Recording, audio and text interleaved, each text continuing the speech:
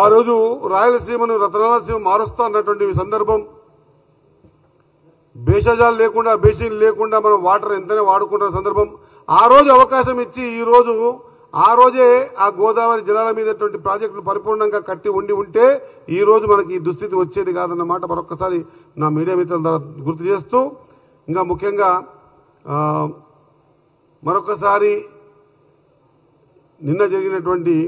అది వారి పార్టీకి సంబంధించినటువంటి అంశం కానీ రాష్ట్ర అధ్యక్షుడిని ఎన్నుకోవటం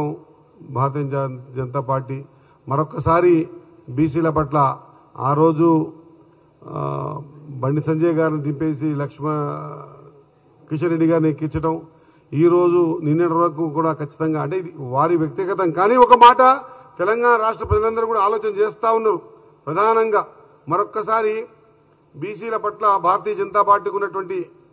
ప్రేమ ఏందో మరొకసారి రుజువైంది. దానికి కూడా వారు కామెంట్ చేస్తూ ఒక మాట మాట్లాడారు, ఇది కాదు రేపు మేము ఇంకో ఏదో చేయాలనుకున్నాం, ఇంకో చేసేది కాదు, ముందు ప్రధానంగా కులగణన జరిగిన రాష్ట్రం స్పష్టంగా 150 ఇండ్లు ఒక యూనిట్ గా జరిగి సైంటిఫిక్ గా బయటపెట్టిన తర్వాత కూడా బీసీల జనాభా ఇంత పెద్ద ఎత్తున ఉంది అని తెలిసిన తర్వాత కూడా బీసీ గతంలో కూడా చాలా సందర్భాల్లో చాలా వేదికల మీద ఒక ప్రాధాన్యత కలిగిస్తామనే మాట చెప్పిన తర్వాత కూడా ఈరోజు బీసీల పట్ల ఈ విధంగా వ్యవహరించడం అనేది యావత్ ప్రజానికం ఆలోచన చేసే విధంగా ప్రవర్తించిన తీరు అందరూ చూస్తూ ఉన్నారన్నమాట మరొకసారి గుర్తు చేస్తూ, ఈరోజు కాంగ్రెస్ పార్టీ కూడా అక్కడ మహేష్ గౌడ్ గారి రూపంలో కానివ్వండి, లేకపోతే పొన్నం ప్రభాకర్ రూపంలో కానివ్వండి, లేకపోతే మా దేవాదాయ శాఖ మంత్రి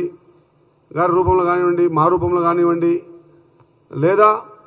మిగతా కార్పొరేషన్ల విషయంలో కానివ్వండి, బీసీలకు పెద్దపీట వేస్తున్న కాంగ్రెస్ పార్టీ గురించి కూడా ప్రజలు ఆలోచన చేస్తూ ఉన్నారు. నిజంగా కూడా బీసీలకు ప్రాముఖ్యత ఇచ్చారన్న మాట గుర్తు చేస్తూ ఉన్నారన్నమాట మా మీడియా మిత్రుల ద్వారా ప్రజానికి తెలియజేసుకుంటూ, ఖచ్చితంగా ఎస్సీ ఎస్టీ బీసీ మైనార్టీ అగ్రవర్ణాల్లో ఉన్నటువంటి పేదల గురించి ఆలోచన చేసే పార్టీ, మరి నేరుగా ఒక బెనిఫిషియర్ తను స్వయంగా మాట్లాడడానికి అవకాశం ఇచ్చిన పార్టీ. మనం నిన్నే చూసాం, ఫ్యాక్టరీ కొంత ఇబ్బంది పడతా ఉంటే మరి గత 10 సంవత్సరాలుగా ఎన్ని ఇటువంటి కార్యక్రమాలు జరిగినా బయటికి రాని ముఖ్యమంత్రి ఎక్కడ, మాజీ ముఖ్యమంత్రి వర్యులు, మరి నిన్న సీఎం గారు స్వయానా పోయి చూసి అందరినీ పరామర్శించి వారు ఖచ్చితంగా ఎక్స్గ్రేషియా కూడా ప్రకటించడం, దీన్ని బట్టంతా కూడా నేను మీ అందరితో కోరుతా ఉన్నా, పేదోడి దగ్గరికి పోయేటువంటి ఆలోచన విధానం ఫ్రేమ్వర్క్ అయి ఉన్న పార్టీ ఏదైనా ఉంది అంటే అది కాంగ్రెస్ పార్టీ అన్నమాట మరొకసారి గుర్తు చేస్తూ, మా సోదరిమణి కవిత కూడా చాలా సందర్భాల్లో ఏదో రైలు రోకో ఎప్పుడు చెప్పారమ్మా, 17 తారీఖు రైలు రోకో కార్యక్రమాన్ని కూడా చెప్తా ఉన్నారు. మా సోదరిమణి కూడా రిక్వెస్ట్ చేస్తా ఉన్నా, ఖచ్చితంగా ఇన్వాల్వ్మెంట్ అయితే కావద్దు కానీ ఒక మాటగా మా సోదరిమణి తెలియజేసుకుంటూ, ఏదైనా ఒక అవకాశం బీసీల పట్ల వర్కింగ్ ప్రెసిడెంటో ఇంకోటో ఏదో నుంచి బీసీలను మేము కూడా ఇస్తున్నామన్నమాట, ఆ విధంగా రుజువు చేసుకున్నాక మాట్లాడితేనే కొంత ఆ మాట కొంత ఇదవుతోంది. లేకపోతే అందరూ కూడా ఆలోచన చేస్తూ ఉన్నారు, బీసీల గురించి ఎప్పుడు ఏమీ ఆలోచన చేయలేదు, ఇప్పుడు బీసీల పట్ల మేము రాస్తా రోకో చేస్తాం, రైలు రోకో చేస్తాం, ఇంకోటి చేస్తాం అంటే కూడా ప్రజలు విఘ్నులు. ఏ సందర్భంలో ఏది ఎక్కడెక్కడ ఏం చేయాలో అన్ని తెలిసిన వ్యక్తులుగా ఉంటారు. కాబట్టి దయచేసి మనం మాట్లాడే ముందు మనం ఎంత ఇంప్లిమెంట్ చేస్తున్నామనే మాట గుర్తు చేసుకుని మాట్లాడితే ఇంకా బాగుంటుండే అన్నమాట గుర్తు చేస్తూ, మరి నేను మంత్రి అయిన తర్వాత ఇది మొదటి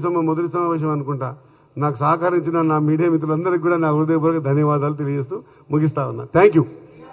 Subscribe us and press the bell icon for more interesting updates.